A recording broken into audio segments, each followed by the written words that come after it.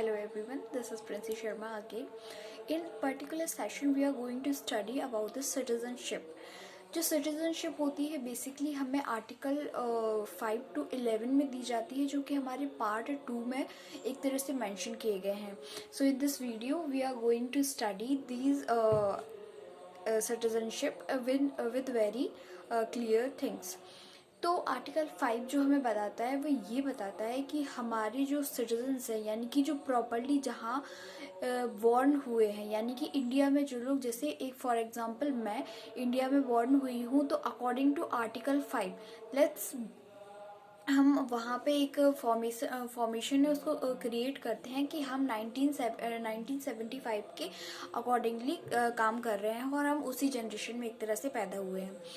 तो इसके अकॉर्डिंग हम अब जब चीज़ों को देखते हैं तो हमें क्या, जैसे कि मैं आर्टिकल 5 के अकॉर्डिंग मुझे क्या है कि मैं एक इंडिया का एक नागरिक होना चाहिए, यानी कि मुझे इंडिया का एक सिटीज़न होना चाहिए. मेरे पेरेंट्स या मेरे ग्रैंड पेरेंट्स हैं, उनको इंडिया का एक तरह से रेसिडेंट होना चाहिए. इसके बाद मैं अगर मैं कहीं बाहर भी रही हूँ तो या फिर मुझे 5 साल के अंदर अंदर मुझे इंडिया में रहना पड़ेगा, यानी कि 1945 से अगर मैं इंडिया के अंदर रह रही हूँ तो I can be the citizen of India automatically. There is no कि आप नहीं रह सकते हो. ठीक है, तो आर्टिकल 5 ये बताता है. फिर आर्टिकल 6 की बात करते हैं. तो बेसिकली जो पाकिस्तान से इंडिया में सिटीजन्स आए थे, उनकी सिटीजनशिप के बारे में एक तरह से बताता है. क्या बताता है कि जो भी पाकिस्तान से इंडिया में आए हुए हैं, वो अगर वो 19 जुलाई से पहले आए हैं, 19 जुलाई 1947 से पहले आए हैं, तो वो तो रह सकते हैं. लेकिन जो लोग इसके बाद आए हैं उनको एक तरह से परमिट कराना पड़ेगा. इस डेट के बाद में उनको एक तरह से रजिस्टर कराना पड़ेगा. ये 19 जुलाई है जो एक तरह से परमिट को शो करता है. परमिट इन सेंस कि आपको एक तरह से रजिस्ट्रेशन की प्रोसेस, अगर इसके बाद डेट के बाद आए हो तो आपको एक तरह से रजिस्ट्रेशन की जो प्रोसेस है उसको कंसिडर कराना पड़ेगा. आर्टिकल 6 के बाद आता है आर्टिकल 7 कि इट प्रोवाइड्स कि जो भी सिटीज़न आपके हैं वो अगर इंडिया से पाकिस्तान में चले गए हैं किसी भी रीज़न की वजह से, और वहाँ से माइग्रेशन की प्रोसेस वो फिर से चालू रखते हैं इन सेंस कि वो वहाँ पे पाकिस्तान में जा चुके हैं, फिर लेकिन पाकिस्तान से उनका मन नहीं हुआ तो वो फिर से अपने एक तरह से माइग्रेशन की प्रोसेस को अपनाते हैं और इंडिया में आ जाते हैं. तो ये उनके बारे में बताता है. 8 बेसिकली ये बताता है कि person who are Indian but they are residing to other countries, other foreign countries, यानी कि बेसिकली वो इंडियंस हैं बट वो रह रहे हैं किसी भी रीज़न की वजह से, किसी भी वर्क प्रोसेसिंग की वजह से, किसी भी मेडिकल इश्यूज़ की वजह से काफ़ी लंबे समय से वो एक तरह से बाहर रिसाइड कर रहे हैं.